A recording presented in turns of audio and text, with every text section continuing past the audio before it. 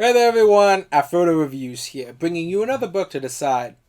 Is it worth reading over second breakfast? Or does it deserve the fiery pits of Mount Doom? Now, as I promised last year, sometime after October, I did want to get into comic books more.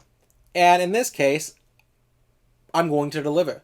I know the essay is probably still coming at the point in which I publish this, but I want to say simply that this is going to be the first comic book that I've reviewed after the horror comics that I mentioned.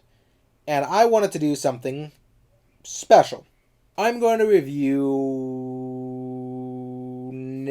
Peremoha, Victory for Ukraine.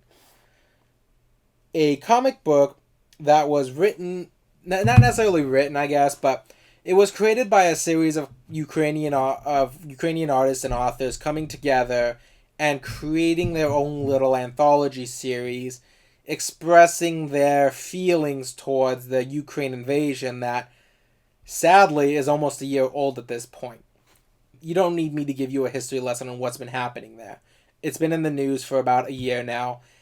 But basically the long sum of it is Russia in February of last year invaded Ukraine and has been assaulting their country under thinly veiled disguises of trying to save them from Nazism or some bullshit like that ever since. Now, this comic book was published somewhere near the earlier days of the war, if I remember right. I'll post the exact date that it was published up here, where I should be motioning it. But for the most part, I'm going to talk about this book. Now, I'm not really going to review it like I did with the horror comics anthology, because although I could go through and talk about the story presented in each little blurb and talk about how it works or what doesn't work, that's not really what this book is. A lot like The Handmaid's Tale by Margaret Atwood, this book isn't really meant to be like a consistent narrative throughout. It's not really meant to be a story so much as a piece talking about modern trends or modern beliefs and what they may lead to. Well, at least with the, Handmaid's Tale. Yeah, I'm not going to get into that. I'll talk about The Handmaid's Tale another day perhaps and why I was a little bit disappointed with it. But the point is, this is not really meant to be... This is a series of authors expressing their emotions about the war, not trying to tell a story. There's 9 stories within this, and I have a few that are my favorite. Personally, I enjoyed the Brave Little Tractor written by Bodana Vitovska. I'm sorry, I'm going to butcher names here, but Brave Little Tractor, where it starts off like a cute little kid's story about a tractor in the similar vein of Cars, and how he helps fight against the Russian invasion, eventually joining up with the Ukrainian fighters to help them stop.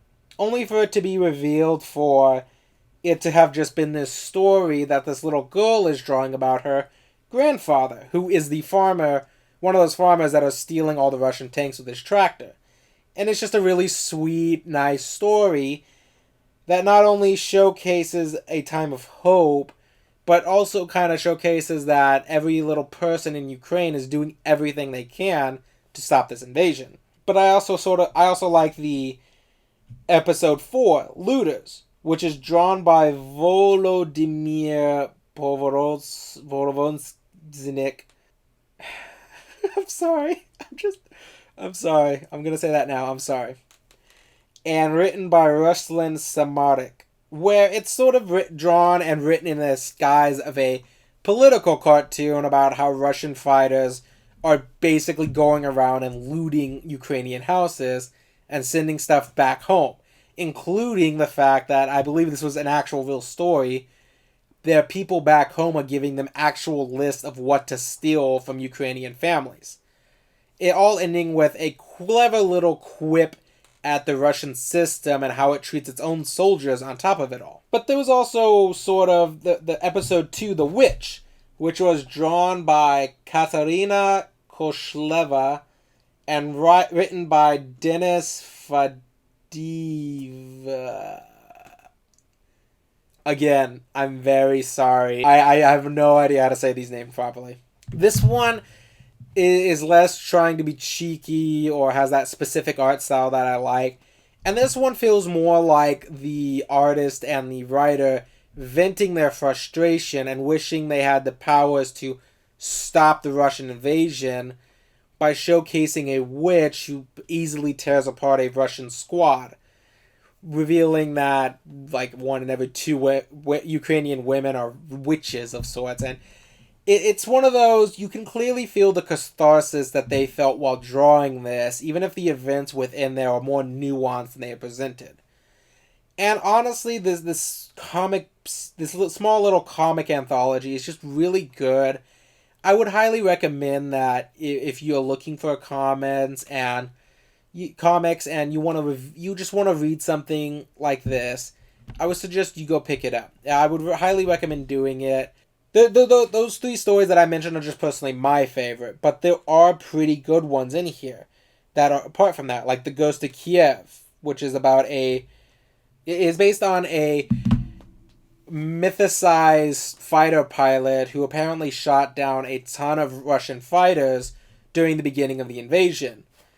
There's also ones, admittedly I didn't enjoy as much. I felt they were just a little too simple. But at the same time, it's one of those, this is clearly a series written not because it's trying to tell a long, cohesive narrative, but it's trying to show people how Ukrainians feel about the current invasion of Ukraine. I think The Witch in Chapter 2 presents it the clearest for me.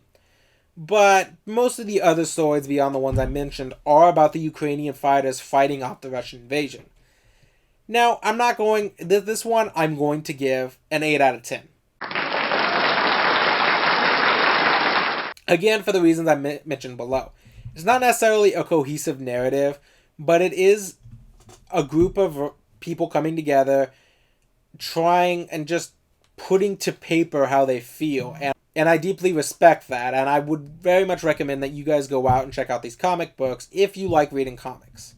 And I guess that's all I really have to say. I guess I don't have much things deeper to say about it.